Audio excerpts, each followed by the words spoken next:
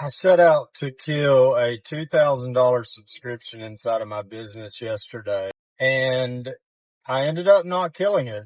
Instead, I decided to answer the question, should I kill it? And to be honest with you, I set out to kill it. I was hunting justification for a decision that I had already made. I had seen the bill. I had not wanted to pay it. I didn't think it was providing any value or revenue into the business or not enough to justify the cost.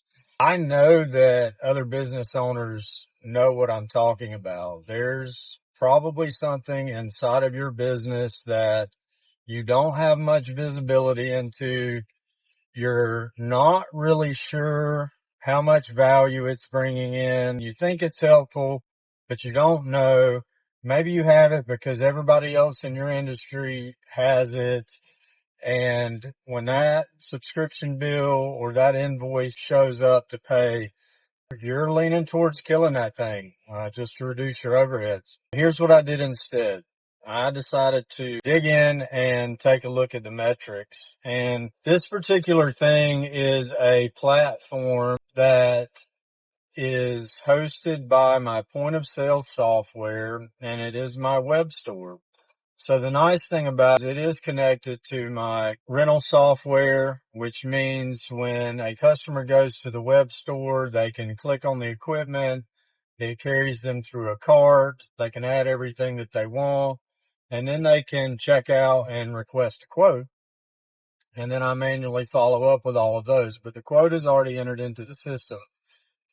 And since the quote is already in the system and assigned a number, if it converts to a rental, then I can track whether or not it becomes a paid for and closed invoice. And since it is on the internet, I can attach my Google tag and I can track the traffic for each page and each step along the way. Thankfully, I had already done that. And so I was actually able to go in and pull up the metrics and take a look at this thing and see what the numbers said. And here's what they said. I ended up not killing it. Out of all the traffic that showed up there and ended up closing or requesting a quote, 25% of those became paid for rental. Over the course of 12 months, that adds up to $19,000 to $20,000 revenue inside of the business. Again, I'm only paying $2,000. So that is a 10-to-1 trade on my investment there. That is not a good deal. That is a crazy good deal that I would take every day of the week and trade every dollar I have on. And so the decision was to keep it. But something a little bit more interesting came out as I was looking at the numbers too. And that was that while traffic was increasing, the amount of rentals, or not the amount of rentals, but the amount of quotes that was coming through, making it to me, was decreasing. For the last 7-ish weeks, ever since the 1st of June, I had more traffic to the web store in June and less cart conversions than ever before, which was super weird. Did not make sense because before that it had been pretty steady on a percentage basis. And so I decided to take a trip down my customer lane and enter into a cart and order something for myself. And as soon as I started into the process, I almost immediately recognized what the problem was. But I went ahead and followed it through every step of the way and was able to fully figure out what was causing the steep decline, conversions through that funnel. And when I say steep, here is what I mean by steep. Let's put some numbers on it. So I dropped from a 10-to-1 ratio on cost to revenue to a 2-to-1. So we're talking about a $14,000 to $15,000 per year bleed that was happening silently without my knowledge something had changed and I was not tracking the metrics on a consistent basis. And so blindly, I was losing money.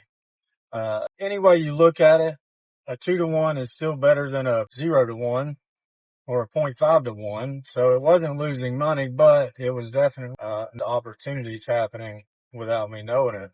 I was able to, with the numbers and through the process I walked through, I was able to pinpoint the issues and they are all resolved now. So we're going to keep watching. Things should go back to normal. But here's the point. I could have made the decision blindly to kill the subscription just because I didn't want to pay the $2,000 bill. And that would have ended up costing me close to $20,000 a year. Or I had the choice to keep it, just let it ride, keep my money on the table, ignore it, just keep going on, business as normal, not look at anything. And I still would have been bleeding 14, 15-ish $1,000 a year without even knowing it. Something else that I want to add in here is while all of this sounds like a lot of trouble and a lot of aggravation to some people because you've got Google tags, you've got metrics from there, you've got metrics from inside of your software, all of this stuff, my AI that I run is connected to all of these things. So I literally ask the question. It calls out to Google and gets the data. It looks into my point of sale software and reads the data, and it comes back to me with the answer in almost no time. Now, I had to manually walk through the process and the funnel that my customer does to see those things. But in either case, something that would have taken me hours, a half a day at least, to figure out, I had it solved in that amount of time with the fixes applied, the decisions made, and everything back up and running.